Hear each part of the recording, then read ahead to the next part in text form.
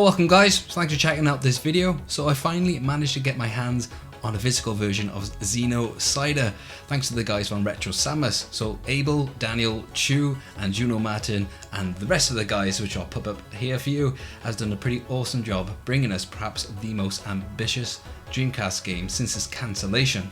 Now I have covered some more content in the past regarding this release because I did have some beta builds sent over to me, thanks for them, and their communication has been awesome. So if you do want to check those videos out, I just popped it up there and also in the description box below.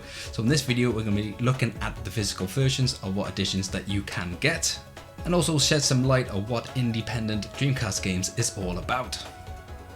If you're wondering why everything is a bit barren at the moment, it's because basically I'm in the process of moving out. And one quick hint and one tip: don't try to move out, especially this time of year. Been a bit of a nightmare, but thankfully now everything is sorted and I can't wait to get back into my new place and show you some more videos. So there's going to be a bit of a wait until my next video.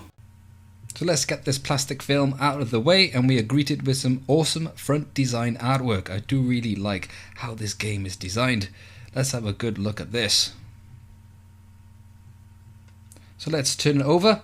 And we also got some awesome art as well, and the back it does state that it is compatible with the vibration back, it is VGA compatible, and also you can use the arcade stick and those twin sticks.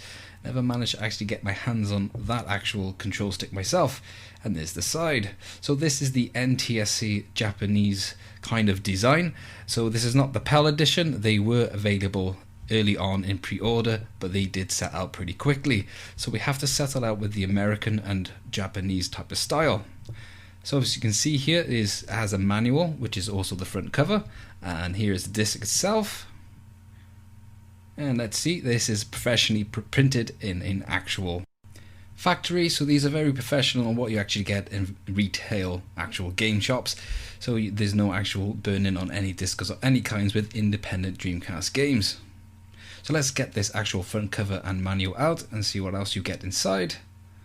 So we got a nice bit of information as we open up. And it does give you some more information about the game. So we got the introduction about the characters and so on and so forth. So much like what we used to have back in the day. So that is the standard edition that you can purchase. And now let's move over to the special edition DVD. So it's in a DVD case, which is quite convenient, so will go well with the rest of your collection, and we're greeted as well with a different type of art, and it does look awesome as well. Let's give this an open. So what is included with the special edition is the OST, the original soundtrack. So all the actual tracks made by Juno Martin is available on that one disc, so you can pop that into a CD player and listen to all the music from the game in high quality CD audio. The music was written by Juno Martin and was nominated for Academy Award. Here's a quick clip of him making the soundtrack for the Fantasy Land mode, which is available on this OST just to whet your appetite.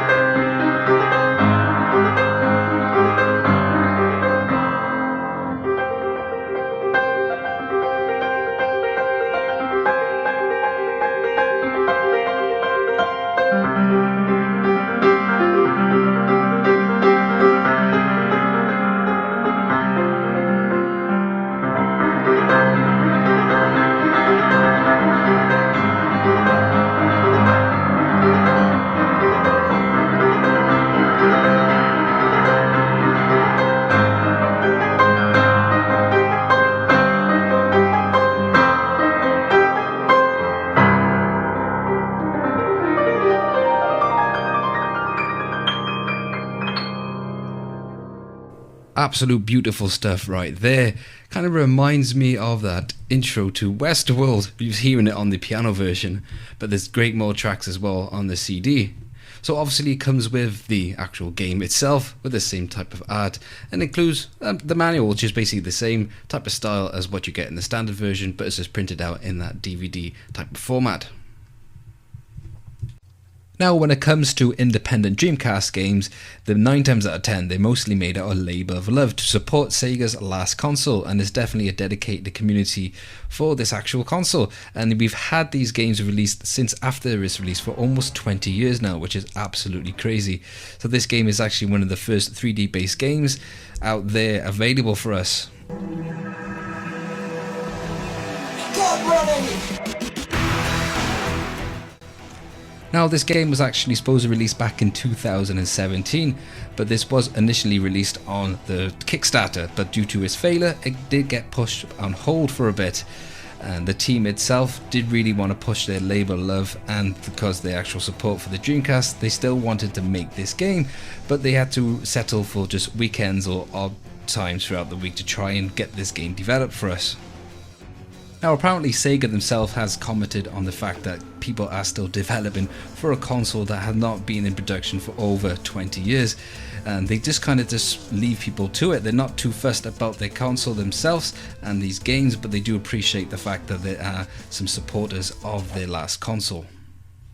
So it is quite a unique case, and that's why we keep finding new games coming out for the Dreamcast. If any of you lucky lot are owners of the mode or GDEMU, Retro Sumus has also provided a downloadable version in multiple formats to ensure that any of these versions are compatible with your device. This downloadable version also includes cover and manual art of the NTSC and PAL versions for you to print out yourself. This also applies to the special edition version as well. Now, how actually independent games are being made for this system still kind of amazes me, but basically back in the release of the console, it only took to about 2 years after release before it was exploited and people were hacking games for this console. People do state that's probably how the console died in the first place, but there were definitely other measures taking place to make this console flop. Now, these discs that you actually find from independent games, they're not actually using the original disc format as you would find on an original Dreamcast game, which is a DG disc, and that would house about 1.2 gigabytes. But because that was really hard to actually hack in the first place, but people back in about 2001 managed to exploit the MIL CD format, and that was a format that was only used in Japan themselves on these karaoke discs. Basically, they were music CDs that could house some image and some data, and up to about 700 megs on those original discs. So basically, these are hacked karaoke discs that people will be able to put data on, which was just enough to house most of the actual Dreamcast library. Now, one quote I do really enjoy that is in the actual manual itself. It does say from the team themselves that no matter how tough and unforgiving the game was conceived to be, what you are holding in your hands, the disc, truly is a label of love, corny and cliche as it may sound.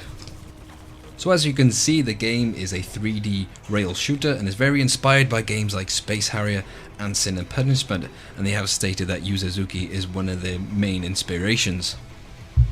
Now, you will find about 10 levels throughout this game, and each level has multiple routes, so you definitely find this game quite challenging, so bear in mind with that. But I found trying different routes out, I actually managed to progress this game quite a bit. And one welcoming addition is the fact you can unlock some Chivos, and this is probably the first game I've played on the Dreamcast with Chivos, so I thought that was pretty awesome, because when you've actually did your hard work, you get something that little bit extra out of it.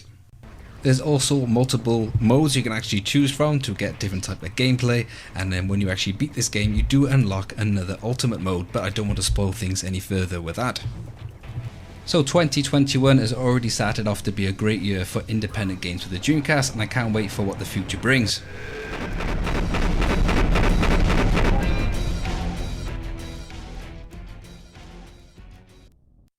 So Retro Sumus has done a pretty awesome job on what I believe now are making independent Dreamcast games in the right direction, now that they have their own actual game engine and we actually got a 3D based game. Now I know this is probably not the first 3D based game since the cancellation of the Dreamcast because of the release of 4x4 and the more recent release Arcade Racing Legends, but when this was actually being made, this was going to be the first 3D game developed. So I can't wait now for any further work from Retro Sumus, and I do hope all the best of them.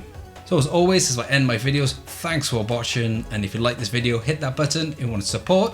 If you're new to the channel, click subscribe, leave your comments below, and I'll catch you guys on the next video.